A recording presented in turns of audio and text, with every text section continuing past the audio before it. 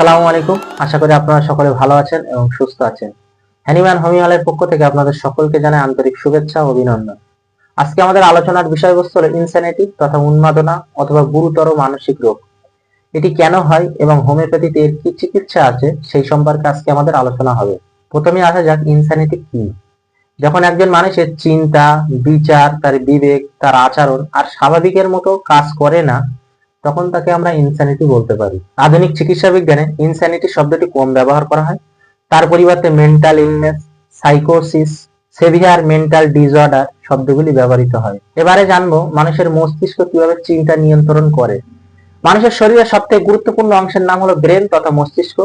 এই মস্তিষ্ক কয়েকটি গুরুত্বপূর্ণ কাজ নিয়ন্ত্রণ করে, যেমন চিন্তা, অনুভূতি, স্মৃতি, আচরণ ও সিদ্ধান্ত নেওয়া। আর এই কাজগুলো নিয়ন্ত্রণ করে কিছু রাসায়নিক পদার্থ, আর এই রাসায়নিক গুলোকে বলা হয় নিউরো ট্রান্সমিটার। এখন আমরা কয়েকটি নিউরো ট্রান্সমিটার সম্পর্কে জানবো। প্রথমত ডোপামিন, এটি মানুষকে আনন্দ ও প্রেরণা দেয়।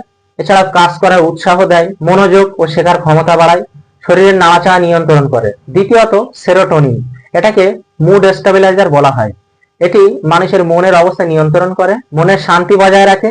এছাড়াও ঘুম, ক্ষুধা ও আবেগগুলো নিয়ন্ত্রণ করে। তৃতীয়ত নরএপিনেফ্রিন, এর আর এক নাম নরঅ্যাড্রিনালিন। এটি শরীরকে সতর্ক ও সক্রিয় রাখে, মানুষের মনোযোগকে বৃদ্ধি করে, রক্তচাপ নিয়ন্ত্রণ করে, বিপদের সময় শরীরকে প্রস্তুত করে। 4 নম্বর গাবা, পূর্ণ নাম gamma amino butyric acid.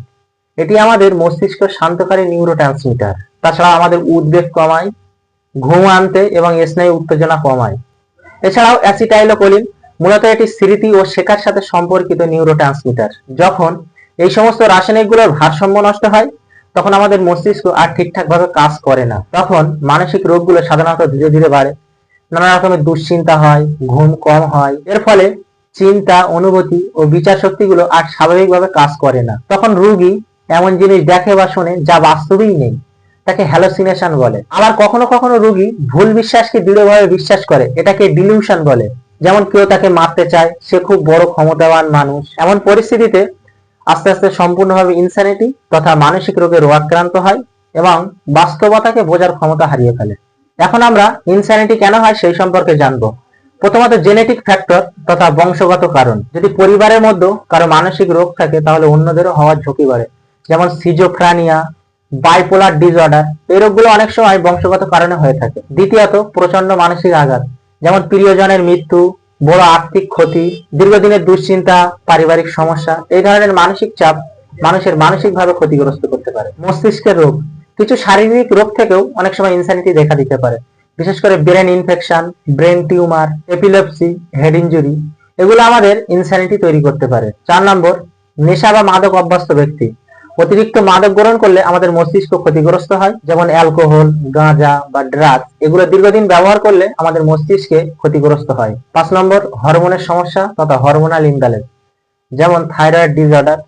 Thyroid গ্রন্থির হরমোনের কম বা বেশি হওয়াকে থাইরয়েড ডিসঅর্ডার বলা হয়। এছাড়াও পোস্টপার্টাম ডিপ্রেশন তথা বাচ্চা জন্মের পরে হঠাৎ হরমোন কমে যায়, বিশেষ করে এস্ট্রোজেন ও প্রোজেস্টেরন হরমোন কমে যায়। এর ফলে মায়ের মনের অবস্থা খুব খারাপ হয়ে যায় এবং ডিপ্রেশন শুরু হয়। এই সমস্ত কারণগুলো হলে শরীরে অনেক সমস্যা দেখা দিতে পারে, বিশেষ করে ঘুমের সমস্যা, দুশ্চিন্তা, বিষণ্ণতা ও মানসিক সমস্যাগুলোও দেখা দিতে পারে। এছাড়াও আমাদের মস্তিষ্কে রাসায়নিক সমস্যা দেখা দিলে অনেক সময় ইনস্যানিটি দেখা দেয়। এবারে আসা যাক ইনস্যানিটি তথা মানসিক রোগের লক্ষণ নিয়ে। প্রথমত রোগী এমন জিনিস দেখে যা বাস্তবে নেই। এছাড়াও রোগী ভুল বিশ্বাসে দৃঢ়ভাবে বিশ্বাস করে, যেমন কেউ তাকে মারতে চাচ্ছে, সে খুব বড় ক্ষমতাবান ব্যক্তি, এবং নানা রকম অ্যাবনর্মাল বিহেভিয়ার করতে থাকে। বিশেষ করে একা একা হাসতে থাকে, একা একা কাঁদতে থাকে, চিৎকার করে, ভয় পায়, মানুষের সঙ্গে মিশতে চায় না। তাছাড়াও কাজকর্মের আগ্রহ হারিয়ে ফেলে। এখন আমরা ইনস্যানিটি কিভাবে প্রতিরোধ করব সেই সম্পর্কে জানবো। প্রথমত মানসিক চাপ নিয়ন্ত্রণ করা, নিয়মিত বিশ্রাম নেওয়া, প্রকৃতির মাঝে সময় কাটানো, প্রতিদিন 7 থেকে 8 ঘন্টা ঘুমানো, মাদক গ্রহণ থেকে দূরে থাকা, নিয়মিত ব্যায়াম করা, হাঁটা, দৌড়ানো এবং যোগ ব্যায়ামগুলো করতে হবে। স্বাস্থ্যকর খাদ্য, ফল, সবজি ও বাদাম খেতে হবে। তাছাড়া নিয়মিত সমাজের সাথে যুক্ত থাকতে হবে এবং সমাজের সাথে সুসম্পর্ক বজায় রাখতে হবে। সাথে স্পিরিচুয়াল লাইফ তথা আধ্যাত্মিক জীবন, বিশেষ করে ধর্মীয় অনুশীলন, নামাজ, কোরআন তেলাওয়াত, বেশি বেশি দোয়া করা, এগুলো মানুষের মনে শান্তি আনে এবং মানসিক স্থিরতা বাড়ায়। এখন আমরা ইনস্যানিটি তথা উন্মাদনার হোমিওপ্যাথিক ঔষধ নিয়ে আলোচনা করব। প্রথমত বেলেডোনা 30, এই ঔষধটি তীব্র উন্মাদনায় খুব গুরুত্বপূর্ণ। বিশেষ করে হঠাৎ পাগলামি শুরু হয়, কামড়াতে পারে, চিৎকার করে, ভয়ঙ্কর প্রাণী দেখেছে মনে হয়, মুখ ও চোখ লাল হয়ে যায় এবং শরীর গরম হয়, সেই সময় বেলেডোনা ঔষধটি ব্যবহৃত হয়। দ্বিতীয়ত হাইসিয়ামাস নাইগ্রা 30। এই ঔষধটি অশ্লীল আচরণ ও সন্দেহপূর্ণ পাগলামিতে ব্যবহৃত হয়। রোগী খুব সন্দেহপ্রবণ, অশ্লীল কথা বলে, কাপড় খুলে ফেলে, নিজে নিজে কথা বলে, অকারণে হাসে, এই সমস্ত ক্ষেত্রে হাইসিয়ামাস নাইগ্রা ব্যবহৃত হয়। তৃতীয়ত স্টামোনিয়াম। এই ঔষধটি ভয় ও আতঙ্কজনিত উন্মাদনায় গুরুত্বপূর্ণ। অন্ধকারে ভয় লাগে, একা থাকতে পারে না, চিৎকার করে, পালাতে চায়, এছাড়াও ভূতের ভয় লাগে, এই সমস্ত ক্ষেত্রে এই ঔষধটি ব্যবহৃত হয়। চতুর্থত ভ্যাট্রাম অ্যালবাম। এই ঔষধটি ধর্মীয় বা অহংকারপূর্ণ পাগলামিতে ব্যবহৃত হয়।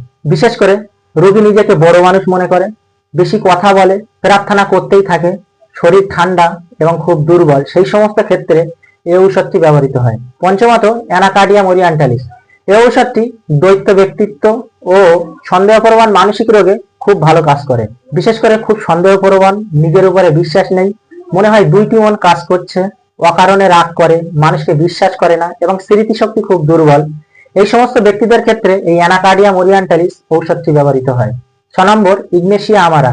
এটি দুঃখ ও মানসিক রোগে আক্রান্ত ব্যক্তির পাগলামিতে খুব ভালো কাজ করে। প্রিয়জন হারানোর দুঃখ, হঠাৎ কান্না, রোগী একা থাকতে চায়, এছাড়াও যে সমস্ত রোগীর মনের পরিবর্তন হয় খুব দ্রুত, তাদের ক্ষেত্রে এই ইগনেশিয়া আমারা ব্যবহৃত হয়। 7 নম্বর অ্যারাম মেটালিকাম। এই ঔষধটি গভীর বিষণ্ণতা ও আত্মহত্যার চিন্তা করে এমন ব্যক্তিদের ক্ষেত্রে খুব ভালো কাজ করে। বিশেষ করে নিজেকে মূল্যহীন মনে করা, গভীর দুঃখ, একা থাকতে চায়, মানুষের সাথে কথা বলতে চায় না, এমন ব্যক্তিদের ক্ষেত্রে অ্যারাম মেটালিকাম ব্যবহৃত হয়। এছাড়াও লক্ষণভেদে ন্যাকটামিউর, ক্যালিবোরম, ল্যাকিচিস, মেডোরিনাম ঔষধগুলো ব্যবহৃত হয়। হ্যানিম্যান হোমিওপ্যাথের পক্ষ থেকে আপনাদের সকলের দীর্ঘায়ু ও সুস্থতা কামনা করি। সকলে ভালো থাকবেন এবং সুস্থ থাকবেন। দেখা হবে অন্য আরেকটি ভিডিওতে।